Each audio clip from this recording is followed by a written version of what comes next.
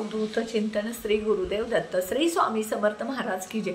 स्वामी दत्त सेवा या चॅनलवर तुम्हा सर्वांचे खूप खूप स्वागत।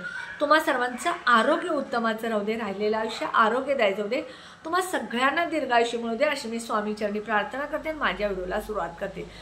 बघा, आपल्या हिंदू धर्मामध्ये प्रत्येक दिवसाला, प्रत्येक सणाला, प्रत्येक वाराला, प्रत्येक तिथीला अतिशय महत्त्व आहे। अशा ह्या हिंदू धर्मातील गणपती बाप्पांचा दिवस, गणेश चतुर्थी, गंगागौरी ज्या आहेत, स्थापना, ह्याचे सगळे दिवस आनंदात आपले चालू आहेत। आणि आता उद्या आहे गणपती बाप्पांच्या विसर्जनाचा शेवटचा दिवस म्हणजे अनंत चतुर्थी। तर बघा, काही जण गणपती स्थापना करतात, काही जण करत नाहीत। आणि गणपती स्थापना जे कोणी करतात ते बघा 1.5 दिवसात विसर्जन करतात, कोणी 5 दिवसात विसर्जन करतात, कोणी 7 दिवसात विसर्जन करतात, कोणी 9व्या दिवशी विसर्जन करतात आणि कोणी अनंत चतुर्थीला गणपती बाप्पांचं विसर्जन करतात। अशा या गणपती बाप्पांची आपण इतक्या आनंदानं घरामध्ये स्थापना करतो, सेवा करतो, त्यांचे विविध रूपात त्यांना आपण त्यांच्याशी बोलतो किंवा त्यांना दुर्वा, जास्वंद फूल, विविध पदार्थांचा नैवेद्य, घरामध्ये इतकं आनंदी वातावरण असतं, खूप छान वाटत असतं। माझी मुलगी तर गणपती बाप्पा आल्यापासून नेहमी त्यांच्या आजूबाजूला असते, नेहमी गणपती बाप्पा, बाबू माझा, बाबू माझा, म्हणजे गणपतीला एक आपलं समजून ती बोलत असते, इतकं तिचं गणपतीवरती प्रेम। आणि अशा या गणपतीचं आपल्याला उद्या विसर्जन करायचं आहे।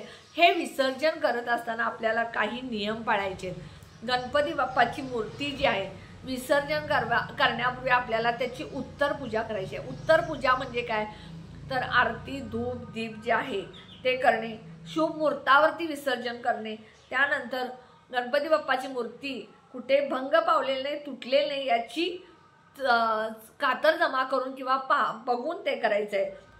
त्यानंतर बघा, मूर्तीची काळजी घेऊन, मूर्ती तुटलेली नाही याची काळजी घेऊन तुम्हाला ती विसर्जन करायची आहे। मंत्र, अक्षता हे सगळं करायचं आहे।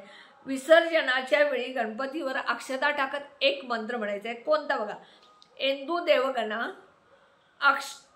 सर्वे पूजामादाय पार्थिवीम, हा मंत्र मी डिस्क्रिप्शन बॉक्समध्ये देते, तुम्ही वाचा आणि त्याप्रमाणे तुम्ही हा मंत्र म्हणून गणपतीची विसर्जन करायचे आहे। आता हा मंत्र म्हटल्यानंतर तुम्ही गणपतीची मूर्ती थोडीशी उत्तर दिशेला हलवायची आणि नंतर तुम्ही ही गणपतीची मूर्ती जिथं निर्माल्यामध्ये, म्हणजे लोकांना बघा आता प्रदूषण होईल असं नदीमध्ये वगैरे टाकू नका, विहिरीमध्ये टाकू नका, तर असं मोठ्या मोठ्या विसर्जन करण्यासाठी पाण्याच्या टाक्या ठेवलेल्या आहेत, तिथं तुम्ही विसर्जन करा। मी तर सांगते तुम्हाला, तुम्ही ह्या प्लॅस्टर ऑफ पॅरिसच्या ज्या मूर्त्या गणपतीच्या घेतात त्यापेक्षा तुम्ही शाडूच्या किंवा मातीच्या घ्या, जेणेकरून प्रदूषण होणार आहे। आणि ही मूर्ती आपण आपल्या मुख्य दरवाजाच्या बाहेर एखाद्या मोठ्या टबमध्ये किंवा पातेल्यामध्ये करून हे पाणी तुम्ही माती झाडामध्ये घालून त्याचा सुद्धा तुमच्या झाडांसाठी उपयोग होईल, असं करू शकता। आणि त्यानंतर बघा, जर घरी विसर्जन करायचं असेल तर मोठं भांडं घ्यायचं आणि त्यामध्ये विसर्जन करायचं आणि त्यानंतर हे मातीचं भांडं जे आहे पाणी, ते तुम्ही झाडाला घालू शकता।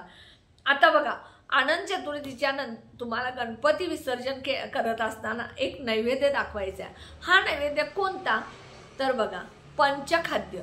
पंचखाद्य म्हणजे काय, 5 पदार्थापासून बनलेला हा नैवेद्य। ह्या गोष्टीपासून सुरू झालेला।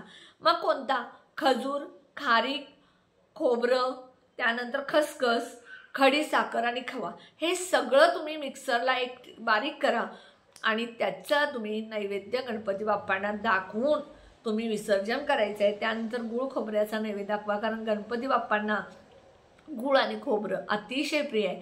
तुमच्या घरामध्ये जर हे 5 पदार्थापासून खाद्यपदार्थ बनवून नैवेद्य दाखवणं शक्य नसेल तर गुळ खोबऱ्याचा नैवेद्य दाखवा। त्यानंतर मोदक उकडीचे दाखवा, गव्हाचे दाखवा, तळलेले दाखवा, कुठलेही दाखवा, मोदक 21 दाखवायचे, कारण ह्या 21 मोदकाच्या पाठीमागे अतिशय महत्त्वाची गोष्ट आहे।